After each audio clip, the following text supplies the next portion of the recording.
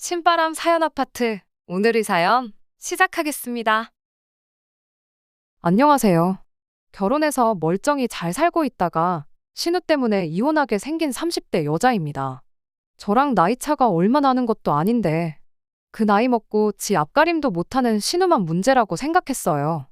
그런데 결혼하고 같이 살아보니까 그런 신우도 문제지만 신우한테 제대로 말 한마디 따끔하게 못하는 시댁 식구들이 더 문제고 답이 없이 없다고 생각했습니다.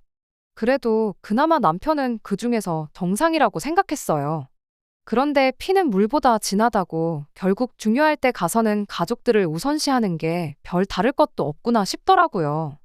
그래서 남편을 가족들 품에 돌려주려고요. 이렇게 제 사연까지 적어보내게 된 건 이혼을 하겠다는 제 생각에 좀 더 확신을 갖고 싶어서예요. 여러분들께서 제 이야기 한번 들어보시고 제가 정말 저만 아는 이기적인 사람인지 아니면 제 생각이 맞는 건지 한번 허심탄회하게 이야기해 주시면 참 감사하겠습니다. 저는 현재 대한민국 사람들이라면 이름만 들어도 알 법한 대기업에서 일을 하고 있습니다. 남편은 7급 공무원으로 일을 하고 있었고요.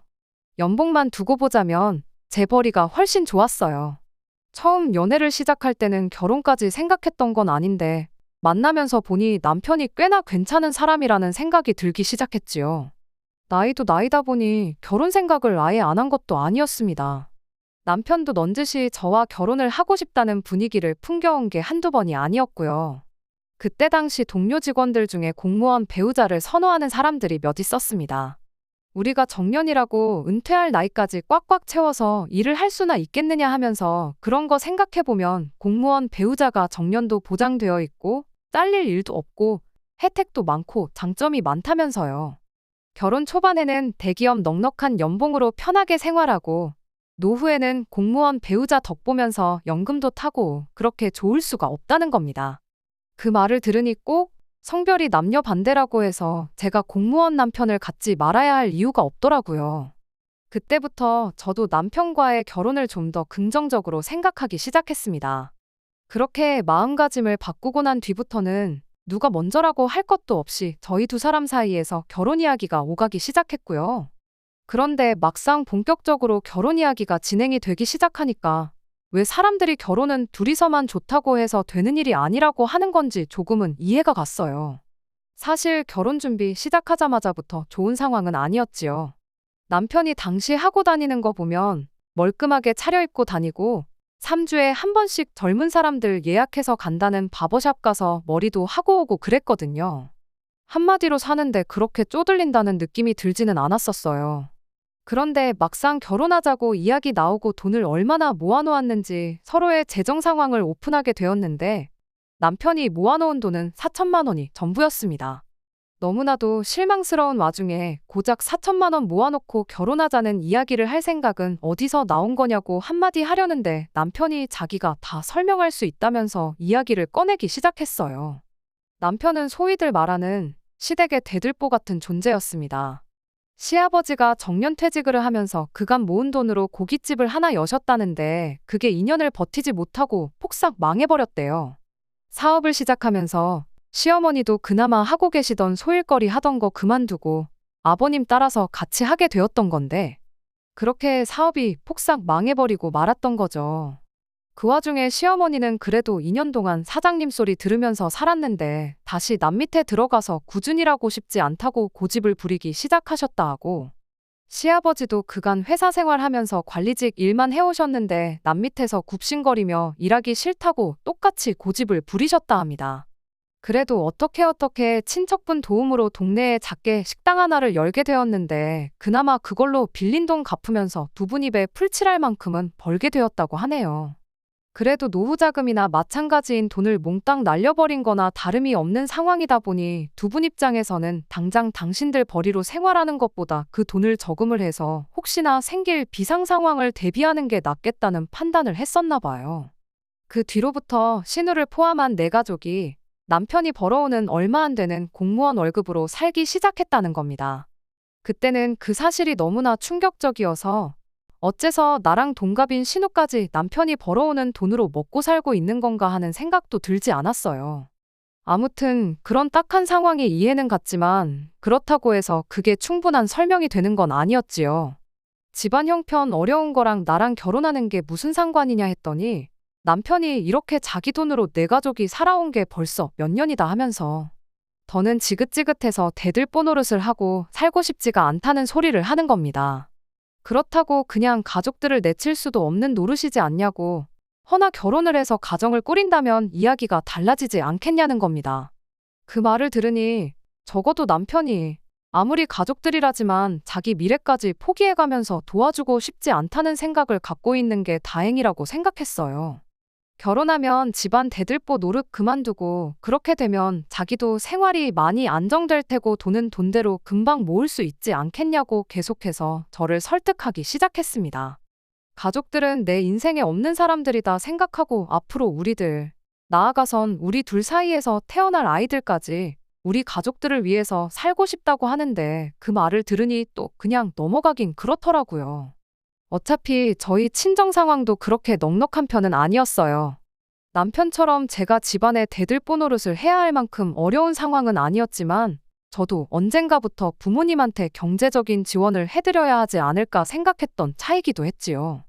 시부모님이 벌이가 아예 없어서 대들보 노릇하는 남편 없으면 생활이 불가능해지는 상황도 아니었고요. 결혼할 때 하더라도 저희 집에서도 뭐 하나 지원받을 생각 없었는데 똑같이 시댁에서 지원 하나 안 받고 결혼해서 그 후에 양가에 공평하게 똑같이 용돈 겸 해서 50만 원 정도씩 드리면 별 문제도 없겠구나 그런 생각이 들었습니다. 결혼하면서 아예 가족들을 등지고 살 생각으로 저한테 청혼까지 했던 남편은 오히려 결혼도 하고 생활비 조로 50만 원씩 양가 부모님께 드리자는 말에 너무 고맙다며 눈물까지 보이더군요. 그렇게 저희는 결국 결혼을 하게 되었습니다. 남편이 그간 모아놓은 돈 4천을 가지고 결혼 비용과 혼수를 해결했고 저는 그동안 제가 직장 생활하면서 모아놓은 돈에 제 앞으로 대출을 받아 신혼집을 해결했어요. 다행스럽게 시부모님과의 관계 또한 나쁘지 않았습니다. 집안의 기둥을 뽑아가는데 좋아할 사람이 어디 있겠냐 걱정이 많았는데 시부모님 또한 그간 남편한테만 기대서 살아온 부분에 대해서 자식인 남편한테 어느 정도 미안한 마음을 가지고 있었어요. 나중 가서 자식한테 손 벌리기 싫어서 일단 노후 자금부터 넉넉히 모아놓아야겠다는 생각에 남편 돈으로 생활했던 거라는 말이 참 아이러니하기는 했지만 그래도 그 때문에 남편이 고생했다는 건 알고 계시던 눈치시더라고요. 거기에 더불어 기둥을 뽑아가고 나서도 매달 기둥값으로 50만 원씩 보낸다고 하니 시부모님이 저를 미워할 이유 같은 건 하나도 없었습니다. 오히려 제가 마음이 바뀌어서 드리기로 했던 50만 원도 그만 드리라고 하진 않을까, 제 눈치를 보시는 건가 싶을 만큼 저를 어려워하는 게 느껴졌어요. 그런데 문제는 신우였지요. 말씀드렸다시피 결혼하는 과정에 있어서 신우에 대해서는 단 한 번도 생각해봤던 적이 없었습니다. 남편이 그간 시댁 기둥 노릇을 하고 살았었다는 사실이 너무 충격적이어서 신우가 왜 그 나이 먹도록 지 오빠가 벌어다주는 돈으로 생활을 했어야 했는지 물어볼 겨를도 없었어요. 나이도 저랑 동갑이었다 보니 당연히 자기 앞가림은 알아서 하고 있겠구나. 신우 또한 벌이의 일부를 집에 보태고 있겠구나. 그렇게만 생각하고 별로 신경도 안 쓰고 있었습니다. 그런데 신우가 그 나이 먹도록 아무것도 안 하고 집에서 놀고 먹으며 지 오빠가 벌어오는 돈으로 지 용돈까지 챙기고 있었다는 사실을 결혼을 하고 나서야 알게 되었어요. 결혼하고 시부모님과 신우를 집들이 한다고 저희 집으로 초대를 했을 때 일이었지요. 한참 맛있는 거 먹으면서 분위기가 좋은 와중에 신우가 그 누구의 눈치도 보지 않고 당당하게 남편한테 맡겨놓은 돈 찾아가듯이 대놓고 물어보더라고요. 25일로부터 벌써 열흘이나 지났는데 아직도 자기 용돈을 안 보내줬다고, 자기 이번 달 용돈은 왜 안 주냐면서요. 그동안 톡을 보내도 싶고 전화를 해도 안 받고 그래서 직접 얼굴 보고 이야기해야겠다 싶어서 그날 물어본다고 하는 게 뻔뻔한 걸 떠나서 눈치도 없고 생각도 없는 사람이구나 하는 생각이 들었습니다. 남편도 신우가 제 앞에서 직접 용돈 이야기를 꺼낼 줄은 몰랐는지 엄청 당황한 표정으로 대답을 못하고 있었어요. 그러다가 결국 이제 더 이상 용돈은 못 주니까 너도 알바를 구하던지 직장을 구하던지 해서 필요한 돈은 직접 벌어서 쓰라고 한마디 하더라고요. 그랬더니 신우가 갑자기 미친 사람처럼 말도 없이 돈을 끊어버리면 어떡하냐고 고래고래 소리를 질러대며 난리버거지를 치더라고요. 자기도 생활이 있는데 그런 중요한 결정을 상의 한마디 없이 내리면 어떡하냐면서요. 구경하는 제 입장에서는 이 어이없는 광경이 처음엔 마냥 신기하기만 했어요. 이미 남편이 시댁에 기둥 노릇을 하고 있는 것도 알고 있던 사실이었고, 그걸 알고 결혼을 했으니 신우한테까지 생활비를 주고 있었다는 건 몰랐던 사실이었지만, 오히려 신우가 저렇게 난리법석을 떠는 게 남편이 결혼 전에 나랑 약속한 걸 잘 지키고 있구나 싶었죠. 34 나이 먹고 직장도 없이 부모님 돈도 아니고 지 오빠 돈으로 사는 사람도 있다는 게 새삼 신기할 따름이었죠. 남편이 신우한테 이젠 네 앞가림은 네가 스스로 해야지 않겠냐고 한마디 하는 말에 신우가 비명에 가까운 괴성을 빼액 지르면서 바닥에 드러누워 발을 동동 구르는 장면이 그저 재미있을 뿐이었지요.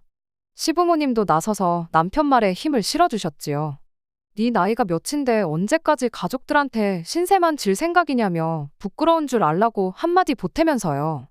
신우가 저보다 나이가 몇 살이나마 더 어렸더라면 그냥 언니가 동생 도와주는 기분으로 그냥 그 자리에서 돈 10만 원 정도 쥐어줬을 수도 있어요. 그런데 저랑 나이도 똑같은데 그런 오지랖도 부릴 필요 없겠다 싶어서 가만히 있었습니다. 신우도 앞만 졸라봐야 뭐 바뀌는 건 없겠구나 싶었는지 몇 분 정도 혼자 땡깡만 부리다가 그러다 말더라고요. 그러면서 여기 있기 싫다고 먼저 집에 가겠다며 자리에서 일어나는데 나가면서 제가 아주 미워 죽겠다는 표정을 하고 저를 노려보면서 나가더라고요. 그 표정이 마치 너 때문에 내 돈줄이 끊겼다 하는 원망 가득한 표정처럼 느껴졌어요. 아무튼 상황이 어이없긴 했지만 결과적으로는 저희가 원하는 대로 문제가 해결되어 별일 없겠구나 싶었고 하나의 해프닝 정도로 넘어가겠거니 생각했습니다. 그런데 그건 저희 크나큰 오산이었어요. 신우와의 첫 단추가 어긋난 만큼 신우가 저희랑 왕래를 하면서 지내는 일은 없었습니다. 그렇다고 저희 또한 억지로 신우랑 잘 지내보겠다고 노력할 필요가 없었기에 그냥 모르는 척 지냈지요. 그런데 그나마 신경이라도 썼어야 했나 싶을 만큼 큰 사건이 터져버리고 말았어요. 하루는 시부모님이 어떡하냐면서 신우까지 데리고 저희 집에 찾아온 적이 있었습니다. 생활비 끊는다고 통보한 그날, 온갖 가지 행패를 부리며 난리법석을 떨던 모습과는 다르게 신우는 저희 집에 들어오자마자 혼자 구석에 조용히 찌그러져 앉아서는 고개만 숙인 채 아무 말도 못하고 있었어요. 자초지종을 듣지도 않았는데도 신우 때문에 무슨 큰일이 나도 났구나 싶은 생각이 대번에 들었어요. 아니나 다를까 시부모님이 상황 설명을 해주는데 정말 무슨 대답을 해줘야 할지 생각도 안 날 만큼 어이가 없는 일이었습니다. 그간 신우가 당장 쓸 돈이 없으니까 대출을 받아서 자기 생활비를 충당했다는 거예요. 그런데 직장도 보증서 줄 사람도 없는 신우가 무슨 방법으로 돈을 빌렸겠나요? 인터넷 보니까 묻지도 따지지도 않고 돈부터 빌려준다는 데가 있어서 거기서 돈을 빌렸다는 겁니다. 그게 그 뉴스로만 접했던 불법 대출이었던 건 신우도 나중 가서 알게 되었다고 하고요. 처음에는 그쪽에서도 신우에 대한 신용이 없으니까 소액만 빌려주겠다고 했답니다. 그렇게 신우가 50만 원을 처음 빌렸고 하루에 10,000원씩 갚아나가는 걸로 이야기가 되었다고 해요. 신우 입장에서는 하루 10,000원이면 못 갚을 것도 없다 생각했고 일단 급한 생활비부터 마련하고 물류센터 같은 데서 일당 주는 일 몇 번 나갔다 오면 되겠구나 하는 생각이었답니다. 실제로 신우는 그 돈으로 한 달을 버티면서 4일 정도 일을 다녀왔다고 해요. 그렇게 한 40만 원쯤 갚았을까 그쪽에서 신우한테 따로 연락을 해왔다고 합니다. 이렇게 매일매일 하루도 안 밀리고 성실하게 돈 갚는 사람은 신우가 처음이라며 신용이 생긴 만큼 추가 대출을 해줄 수 있다고요. 액수는 300만 원 정도고 똑같이 하루에 10,000원씩만 갚으면 된다고 했답니다. 그때쯤 신우 친구들이 해외여행을 다녀온 애 만에 이야기가 나오던 때였는데 그거 같이 다녀오고 싶어서 신우가 앞뒤 생각 안 하고 추가로 돈을 또 빌렸다고 하더라고요. 시부모님은 그래도 신우가 이따금씩 일용직이라도 일을 나가서 돈을 벌어오는 걸 보고 불법 대출에 손을 댔다고는 상상도 못하고 오히려 인생 처음으로 자기 앞가림을 하고 있는 신우가 대견스럽기까지 했다네요. 아무튼 그렇게 신우는 해외여행까지 다녀오게 되었는데 문제는 그 불법 대출을 하는 사람들이 신우한테 하루에 10,000원씩 받자고 돈을 빌려줬던 게 아니었다는 데 있었지요. 그쪽에서 지난달부터 신우한테 독촉 전화를 해대기 시작했다는 겁니다. 신우가 매일같이 갚고 있는데 뭐가 문제냐고 따졌는데 그쪽에서 그건 우리가 돈을 빌려준 대여료지, 원금이랑 이자는 포함되지도 않은 돈이라는 말도 안 되는 소리를 했다는 거예요. 하루에 10,000원씩 갚아나가는, 어떻게 보면 급전이 필요했던 신우한테 몹시 합리적인 것처럼 보였던 상환 방법이 실은 이자랑 원금하고는 전혀 상관없이 그냥 매일같이 버리는 돈이었다는 거죠. 신우 딴에는 50만 원 처음 빌렸을 때 그렇게 하루에 10,000원씩 갚아서 50일이면 끝나는 거라 생각했는데 그게 아니었던 거예요. 그런데 그 돈을 다 갚기도 전에 300만 원을 추가로 또 빌리기까지 했으니 그렇게 신우도 모르는 사이에 매일같이 말도 안 되는 비율로 이자가 불어나 신우가 갚아야 할 돈이 반년 사이에 2천만 원에 달하게 되었던 겁니다. 그쪽에서는 이제 하루에 10,000원씩 받아가지고는 안 되겠다며 신우한테 빨랑 내 돈 갚으라고 독촉을 하기 시작했다는 거예요. 신우가 어떻게든 자기 선에서 해결해보려고 그 뒤로부터는 일용직도 매일 나가기 시작했지만 하루에 10만 원 조금 넘게 벌어서 그 돈을 갚아도 오히려 갚을 돈이 하루가 다르게 늘어나기만 하는 상황이 돼버렸던 거고요.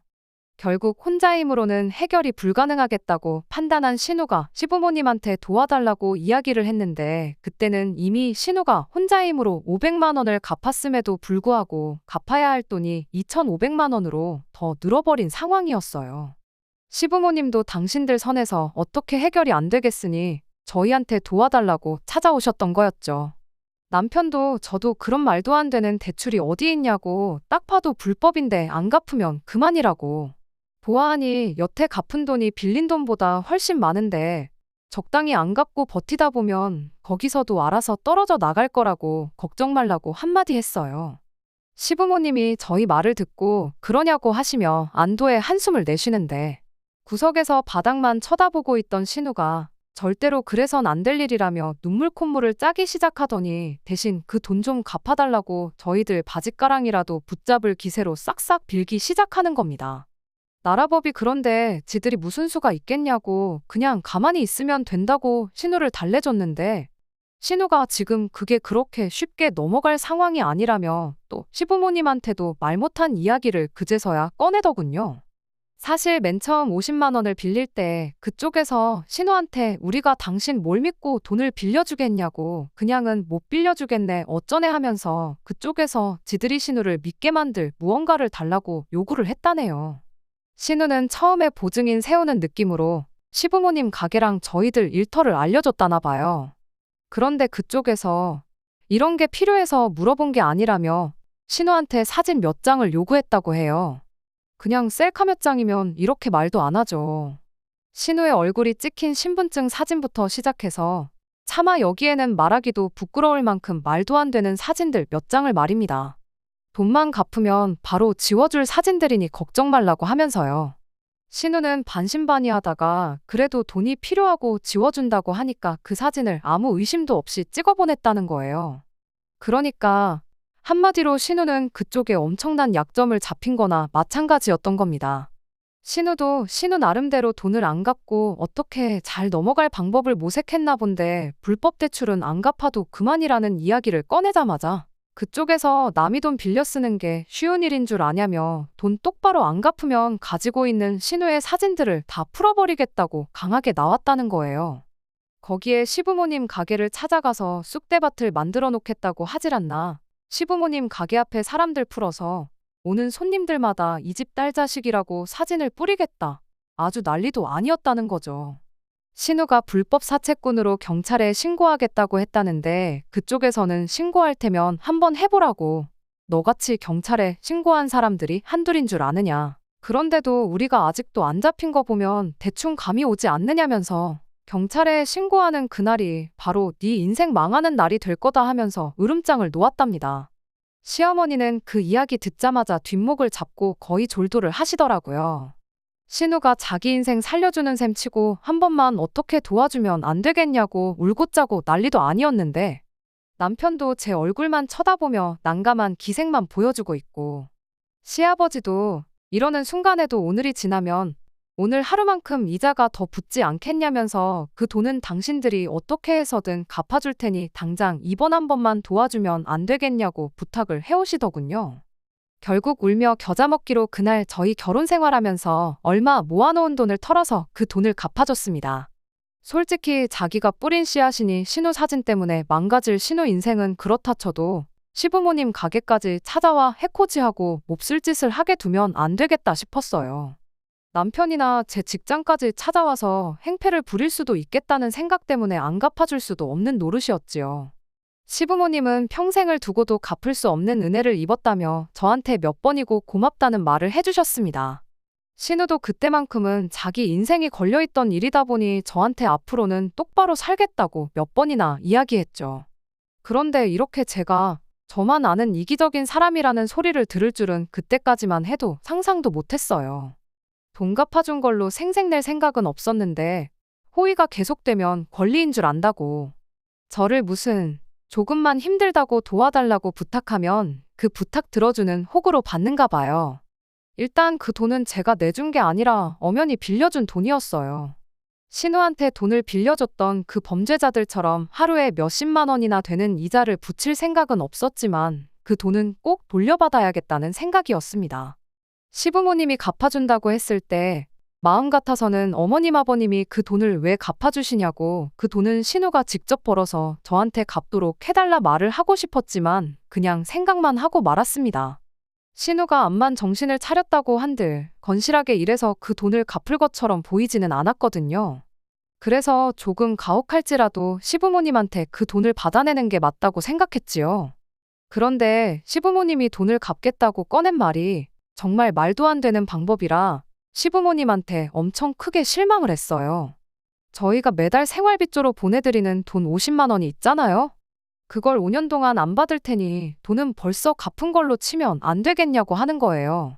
그렇게 5년 안 받으면 그 돈이 3천이라고 제가 갚아준 돈 2,500에 이자 500 해서 3천이면 이자까지 넉넉하게 쳐주는 거 아니겠냐시면서 말이죠. 그런 계산이 어디 있냐고 말하는 저를 남편은 못마땅해하는 눈치였어요. 우리가 시부모님께 용돈을 드려서 시부모님이 그 돈을 모아서 우리한테 갚는 거나 시부모님이 그 돈을 안 받고 돈 갚은 셈 치는 거나 똑같은 거 아니냐고요. 계산상으로는 남편 말이 틀린 건 없지만 애초에 그런 식으로 돈을 갚겠다고 저희들 도움을 요청해온 거라는 생각만 하면 기분이 썩 좋지는 않았습니다. 그래서 시부모님께 연락드렸어요. 생활비 매달 드리던 건 그대로 드리겠다고 대신 돈을 갚는 건 시부모님이 아니라 신우였으면 좋겠다고요. 애초에 신우 돈을 해준 건데 어머님 아버님이 그 돈을 대신 갚아주실 이유도 없는 거 아니냐고 단호하게 한마디 했습니다. 그렇게 하면 신우도 결국 제 돈을 갚기 위해 알바던 직장이던 구하게 되지 않겠냐고. 장기적으로 보면 저희한테도 시부모님한테도 신우한테도 다 좋은 일이라고 그렇게 한마디 했죠. 그런데 거기서 시어머니가 네가 뭔데 내 딸을 나아가선 당신을 가르치려 드냐며 저한테 한 소리를 하시더군요. 말인즉슨 신우나 저나 나이가 똑같은데 좋은 회사 좀 다닌다고 해서 사람이 더 잘나고 그런 건 아니라고 한마디를 하고 싶으셨던 거였죠.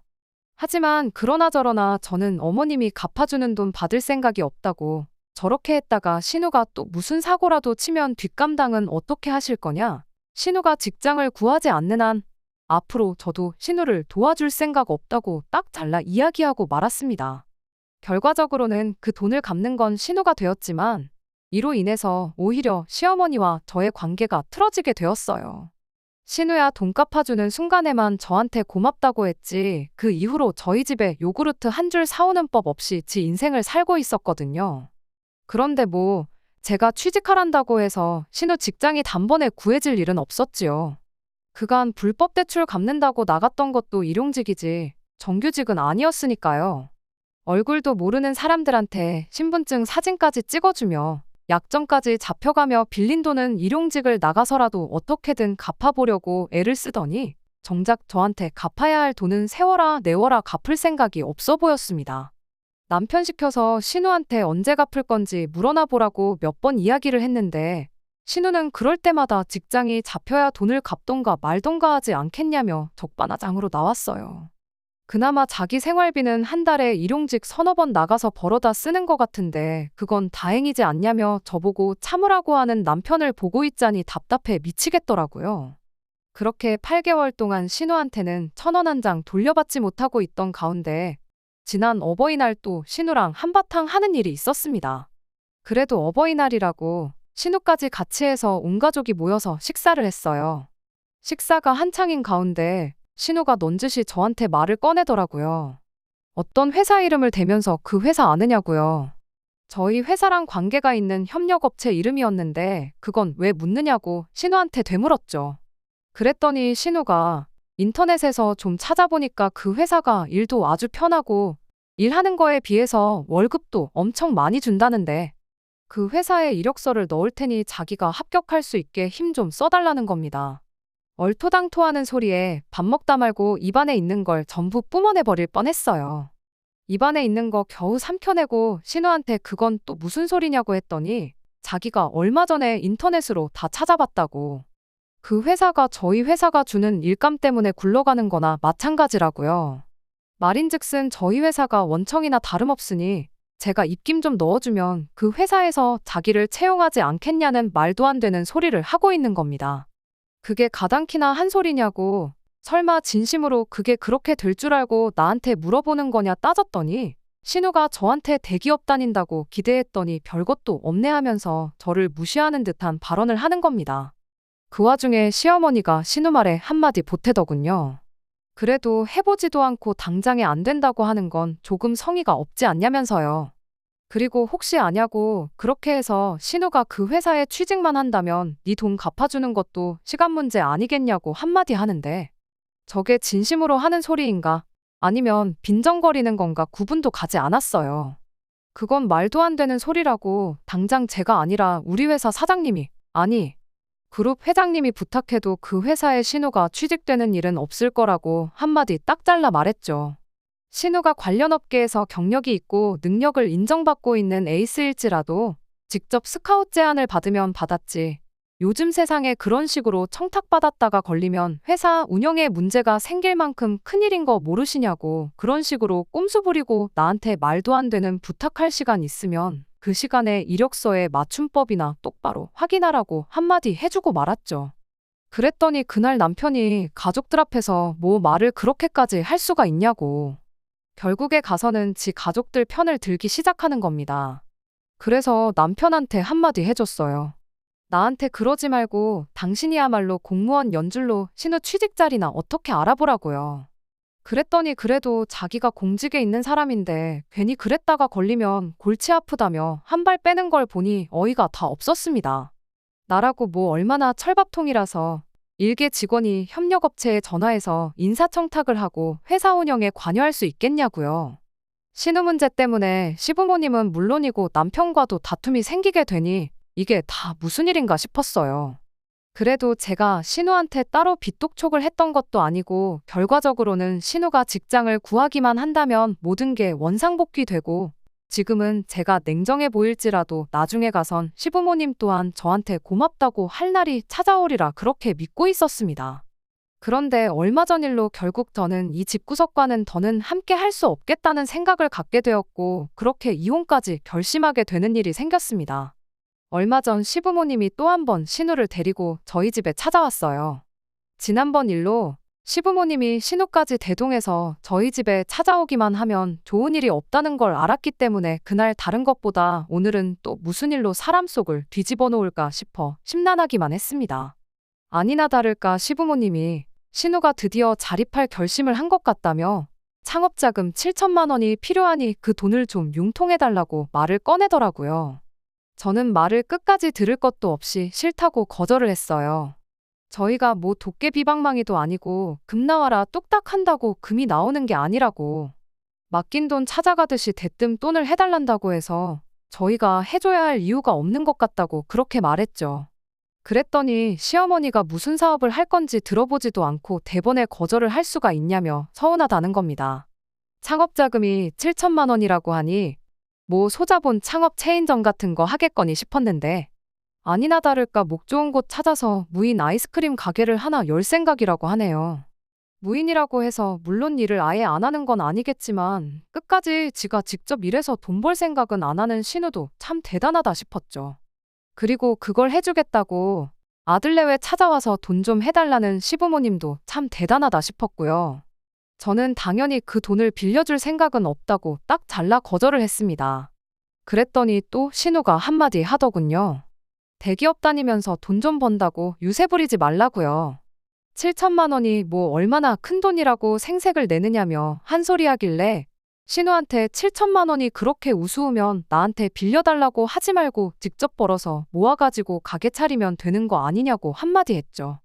그리고 아직 나한테 2,500만 원 빚이 있는 거 기억 안 나냐고 그 우습다는 돈의 절반도 안 되는 돈인데 여지껏 1,000원 한 장 나한테 갚은 거 없지 않냐고도 한마디 해줬네요. 신우랑 제 분위기가 심상치 않아지자 시어머니가 제 눈치를 보면서 신우를 뜯어말리더니 그래도 상황이 이런데 또 한 번 돈 좀 빌려줄 수 없느냐고. 이야기 들어보니 그렇게 가게 차리면 달에 100만 원은 들어온다더라고. 실은 그 돈은 고스란히 저한테 주고 신우는 신우대로 또 직장을 구하게 할 생각이랍니다. 신우가 시어머니 말이 끝나기 무섭게 흠칫 놀라는 꼴을 보니 가게 차리고 자기는 따로 가게 관리하면서 일까지 하게 될 줄은 생각도 못했는가 봐요. 그리고 그 꼴을 보아하니 창업을 하겠다는 아이디어 또한 신우 머리에서 나온 게 아니고 시어머니가 백방으로 알아봤구나 싶은 게 안 봐도 비디오였습니다. 무인 점포 차려서 편하게 돈 벌어서 살 생각이었나 본데 실상은 그게 아닌 것 같으니 신우도 가게 차리는 일에 흥미가 떨어졌는지 아니면 알량한 자존심 때문에 그런 건지는 모르지만 저한테 네 생색내는 꼴이 보기 싫어서라도 그 돈 너한테 안 빌린다 한마디 하고는 시부모님 데리고 자리에서 일어나더군요. 현관문 열고 집을 나서는 신우 뒤통수에다 대고 한마디 해줬어요. 그래도 또 불법 사채는 쓰지 말라고요. 지난번에는 상황이 그래서 도와줬지만 두 번은 없다고 그때 가선 진짜로 인생 종칠지도 모르니까 부디 조심하고 돈 빌리기 전에 생각 한번 더 해보라고 한마디 해줬죠. 신우가 잠깐 뒤를 돌아보더니 당장에라도 덤벼들 듯한 기세로 저를 쳐다봤지만 그래도 혹시나 제 도움이 필요할 일이 있을 수도 있겠구나 싶었는지 이내 몸을 휙 돌리고 집을 나가버렸어요. 그리고 그 난리통이 끝나고 나서 남편과 이혼을 결심하게 되었습니다. 남편이 저보고 너는 왜 그렇게 너만 아냐고 어머니 말 못 들었냐고 신우 앞으로 가게 차려주고 직장은 따로 구하게 만들어서 네 돈부터 빨리 갚겠다고 하지 않으셨냐. 신우가 직장 구해서 한 달에 무인 점포로 버는 돈 말고 일해서 번 돈까지 같이 해서 갚게 된다면 늦어도 3년이면 그 돈 다 갚게 되지 않겠냐고 그러더니 저보고 신우가 싫어서 그냥 회방 놓는 거 아니냐고 저한테 한 소리 하는 거 아니겠어요? 그래서 남편한테 말했죠. 당신은 평생을 신우를 알고 지냈으면서 동생을 그렇게 모르냐고요. 친구들하고 해외여행 가겠다고 불법 사채 끌어다 쓰는 신우가 잘도 직장 구해서 퍽이나 돈 한 푼 안 쓰고 내 돈부터 갚겠다고 한마디 했죠. 그랬더니 아무리 그래도 내 가족인데 어떻게 말을 그렇게 할 수가 있냐며 노발대발 하는 겁니다. 남편한테 당신 나랑 결혼할 때 가족들 기둥 노릇하는 거 지긋지긋하다고 연 끊고 평생 안 보고 살겠다고까지 하지 않았던 사람 아니냐고. 그런데 이제 와서 내 돈까지 가족들한테 퍼주려고만 하는 게 도무지 이해가 안 된다고 그렇게 말했어요. 그러자 남편이 가족들하고 연 안 끊고 지내게 만든 건 다른 사람이 아니라 너 아니냐며 이게 다 제가 자초한 일이지 않냐고 제 탓을 하기 시작하는 겁니다. 그렇게 남편하고 대판 싸우고 저 혼자서 이 결혼 생활을 유지해야 하는 건가 말아야 하는 건가 고민하다가 결국 이렇게 사연까지 보내게 되었던 거예요. 이런 상황에 이혼을 생각하고 있는 제가 정말 이기적인 건가요? 저는 이렇게 혼자 마음고생하느니 차라리 이혼하고 맘 편하게 혼자 사는 게 훨씬 낫겠다는 생각뿐이에요. 남편 말처럼 이 상황을 제가 만든 거나 마찬가지니 제가 책임져야 하는 건지 정말 고민이 됩니다. 어떤 의견이든 달게 받을 테니 제가 어떻게 하면 좋을지 허심탄회하게 이야기해 주시면 참 감사하겠습니다. 안녕하세요. 결론부터 말하자면 남편과는 결국 이혼을 했습니다. 남의 집 기둥은 뽑아오는 게 아니라는데 기둥값이라고 50만 원씩 주면 끝날 일이라고 생각했던 제 잘못이지요. 아무튼 남편한테는 생각이 정리되자마자 이혼하자고 이야기 꺼냈어요. 더 이상 내 돈으로 신우한테 뭐 해줄 생각도 없는데 당신은 그런 내가 너무하다고만 하니 가족들한테 뽑아온 기둥부터 돌려줘야겠다고 했죠. 그랬더니 대번에 힘들어하는 가족을 도와주기 싫어서 이혼하자고 하는 냉혈하는 세상에 너밖에 없을 거라면서 악다구니를 쓰더라고요. 이게 내 동생, 내 가족이 아니라 너네 가족한테 일어난 일이면 똑같이 그럴 거냐고 역지사지로 생각 한번 해보라고 저를 가르치려 드는 거 아니겠어요? 그래서 남편한테 이렇게 말했어요. 내 가족이면 당신이 반대해도 당연히 도와줬을 거라고요. 그러니까 신우를 도와줄 거면 당신이 당신 돈으로 도와주면 되는 거 아니냐고 그렇게 할 수 있게 해주려고 이혼하자고 하는 거니 원망하지 말고 나한테 고마워하라고 했어요. 그리고 내 가족 중에는 푼돈 얼마 필요하다고 불법 대출까지 받는 그런 머저리는 없고 그 나이 처먹고 일도 안 하고 가족들이 뼈 빠지게 벌어놓은 돈으로 편하게 살려는 거머리도 없다고 기분 나쁘게 네 동생하고 내 가족들을 동일선상에 놓지 말라고 한마디 해줬습니다. 그랬더니 또 그 말에는 아무 말도 못하더라고요. 얼이 빠져서 무슨 말을 해야 할지 우물거리기만 하는 남편한테 또 한마디 해줬어요. 신우가 나한테 갚을 돈은 아무리 생각해도 돌려받을 길이 없을 것 같다고 그러니까 그건 당신 돈으로 갚아달라고 했어요. 그랬더니 남편이 왜 그 돈을 나한테 달라고 하냐고 길길이 날뛰더군요. 바로 1분 전까지 내가 자기라면 가족들을 당연히 도와줬을 거라고 하지 않았냐고 신우가 나한테 갚을 돈 또한 엄연히 빚인데 왜 그건 갚기 싫다고 그러는 거냐고 이해가 안 간다고 했죠. 그리고 크게 걱정하지 말라고 신우 돈 갚아준 것 중에 당신 월급으로 저축한 돈도 있으니 내가 특별히 500만 원은 깎아주겠다고 했습니다. 그리고 그 이후로 오늘까지 당신 돈으로 저축한 돈이 또 넉넉 잡아 500만 원은 될 테고 여지껏 집에 남아있는 대출 갚을 때 들어간 돈 또한 500만 원은 될 것 같으니 총 1,500만 원 깎아서 1,000만 원만 갚으라고 했어요. 그러면 당신 돈은 다 돌려준 거나 마찬가지니 재산 분할이고 뭐고 할 것도 없이 이혼 서류에 도장만 찍어주고 당신은 결혼할 때 싸들고 온 짐 그대로 싸들고 돌아가면 되는 거니 복잡할 것도 없고 편하지 않냐고요. 그랬더니 남편이 태도를 달리하더니 그래도 이혼까지 하는 건 좀 그렇지 않냐면서 일단 신우한테 돈을 해주기로 한 건 없던 일로 하고 어떻게든 신우가 돈을 빨리 갚을 수 있도록 부모님하고 이야기를 해보겠다고 말을 꺼내더라고요. 그래서 그럴 거 없다고 했어요. 그냥 깔끔하게 이혼하자고요. 꼴을 보아하니 앞으로도 이런 일로 시댁과 부딪힐 일이 계속 있을 것 같고 당신은 그때마다 옛날 버릇 못 버리고 집안 대들보 노릇을 하려고 들 게 뻔한데 그때 가서 또 이혼이니 어쩌니 하는 것보다 지금 하는 게 훨씬 낫지 않겠냐고 했죠. 그게 싫으면 그냥 이혼 소송 한번 해보자고 법원이 누구 편을 들어줄지는 안 봐도 뻔하지만 납득이 안 되면 법대로 하는 게 맞지 않겠냐고 했더니 그제서야 남편이 순순히 물러나더군요. 나중에 가선 시부모님이 저희 집까지 찾아와서 신우가 당신들 자식이니만큼 당신들 선에서 어떻게든 알아서 해보겠다고 당신들 얼굴 봐서 한 번만 참아달라고 이야기까지 하고 갔어요. 그때 신우까지 찾아와서 괜히 멀쩡히 잘 사는 저희들을 파탄내서 미안하다고 사과하고 진짜로 직장을 구해서 어떻게든 내 돈부터 갚을 테니 다시 생각해달라 말했다면 아마 다시 생각해봤을 수도 있었을 텐데 신우는 끝까지 자기 자존심이 소중했는지 코빼기도 보이지 않았고 결국 그렇게 남편과는 이혼을 하게 되었습니다. 결혼 전 가족까지 내치면서 가족들 기둥 노릇은 졸업하겠다던 남편 말 하나만 믿고 결혼한 제 잘못이 가장 크겠지요.